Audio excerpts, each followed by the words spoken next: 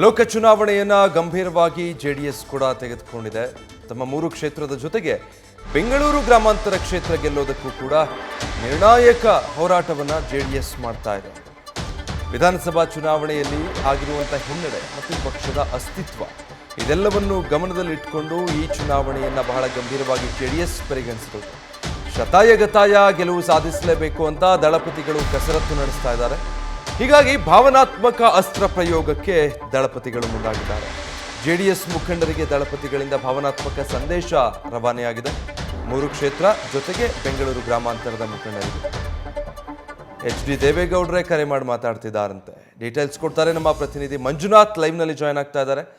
ಮಂಜುನಾಥ್, ಈ ಬಾರಿ ದೇವೇಗೌಡರ ಉತ್ಸಾಹ ನೋಡ್ತಾ ಇದ್ರೆ ಜೆಡಿಎಸ್ನ ಮತ್ತೆ ಎತ್ತಿ ನಿಲ್ಲಿಸುವಲ್ಲಿ ಅವ್ರ ಪಾತ್ರ ದೊಡ್ಡದಾಗಬಹುದಾ? ಆ ನಿಟ್ಟಿನಲ್ಲಿ ಯಾವ ರೀತಿ ಭಾವನಾತ್ಮಕ ಸಂದೇಶ ಕೊಡ್ತಿದ್ದಾರೆ ಕಾರ್ಯಕರ್ತರಿಗೆ?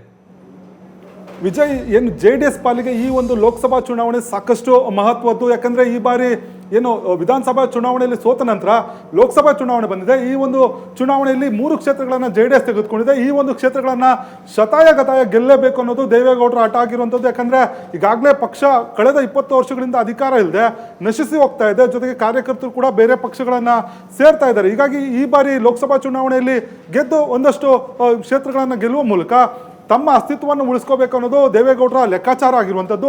ಹೀಗಾಗಿ ಈ ಒಂದು 3 ಕ್ಷೇತ್ರಗಳ ಜೊತೆಗೆ ಏನು NDA ಮೈತ್ರಿಕೂಟದ ಅಭ್ಯರ್ಥಿಗಳಿಗೆ ತಮ್ಮ JDS ಕಾರ್ಯಕರ್ತರು ಮುಖಂಡರು ಶತಾಯಗತವ ಅಂದರೆ ಮತದಾರರನ್ನು ಡೈವರ್ಟ್ ಮಾಡಲಿಕ್ಕೆ ಎಲ್ಲ ರೀತಿಯ ಸಿದ್ಧತೆಯನ್ನು ಮಾಡಿಕೊಳ್ಳಿ, ಯಾವುದೇ ಭಿನ್ನಮತ ಇಲ್ಲದೆ ತಾವು ಏನು ಅಭಿಪ್ರಾಯಗಳಿದೆ ಅಂದರೆ ಭಿನ್ನಾಭಿಪ್ರಾಯಗಳಿದೆ ಅದನ್ನೆಲ್ಲವೂ ಕೂಡ ಸರಿಪಡಿಸ್ಕೊಂಡು ತಾವು ಏನು ಈ ತಮ್ಮ ಅಭ್ಯರ್ಥಿಗಳನ್ನು ಗೆಲ್ಲಿಸ್ಕೊಳ್ಬೇಕು ಅನ್ನೋ ಮೂಲಕ ಒಂದು ಭಾವನಾತ್ಮಕವಾದಂಥ ಒಂದು ಸಂದೇಶವನ್ನು ದೇವೇಗೌಡರು ಬಿಟ್ಟಿರುವಂಥದ್ದು. ಪ್ರಮುಖವಾಗಿ ತಮ್ಮ ಪಕ್ಷದ ಮುಖಂಡರು ಜೊತೆಗೆ ನಾಯಕರಿಗೆ ಖುದ್ದು ದೇವೇಗೌಡರೇ ಕರೆ ಮಾಡಿ ಈ ಎಲ್ಲ ವಿಚಾರಗಳನ್ನು ಹೇಳ್ತಿರುವಂಥದ್ದು. ಯಾಕಂದರೆ ವಿಧಾನಸಭಾ ಚುನಾವಣೆ ಸೋತ ನಂತರ ಒಂದಷ್ಟು ಕಾರ್ಯಕರ್ತರು ಈಗಾಗಲೇ ಕಾಂಗ್ರೆಸ್ ಕಡೆ ಮುಖ ಮಾಡಿರುವಂಥದ್ದು. ಜೊತೆಗೆ ಈ ಒಂದು ಲೋಕಸಭಾ ಚುನಾವಣೆಯಲ್ಲೂ ಕೂಡ ಏನು ಕಾಂಗ್ರೆಸ್ ಪಕ್ಷದ ನಾಯಕರು JDS ಕಾರ್ಯಕರ್ತರನ್ನ ಸೆಳೆಯಲಿಕ್ಕೆ ಸಾಕಷ್ಟು ಆಮಿಷಗಳನ್ನು ಓಡ್ತಾ ಇದ್ದಾರೆ. ಹೀಗಾಗಿ ಖುದ್ದು ದೇವೇಗೌಡರೇ ಕರೆ ಮಾಡಿ ಯಾವುದೇ ರೀತಿಯ ಆಮಿಷಗಳ ಒಳಗಾಗಬೇಡಿ, ಈ ಬಾರಿ ನನ್ನನ್ನು ಕೈ ಹಿಡೀರಿ, ಇದರಿಂದ ನಾನು ಪಕ್ಷವನ್ನು ಉಳಿಸ್ಕೊಳ್ಬೇಕಾದಂಥ ಅನಿವಾರ್ಯತೆ ಇದೆ ಅನ್ನೋ ಒಂದು ಭಾವನಾತ್ಮಕ ಅಸ್ತ್ರವನ್ನು ದೇವೇಗೌಡರು ಖುದ್ದು ಕೊಡ್ತಾ ಇರುವಂಥದ್ದು. ಹಾಗಾಗಿ ಈ ಒಂದು ಏನು ಭಾವನಾತ್ಮಕ ಅಸ್ತ್ರ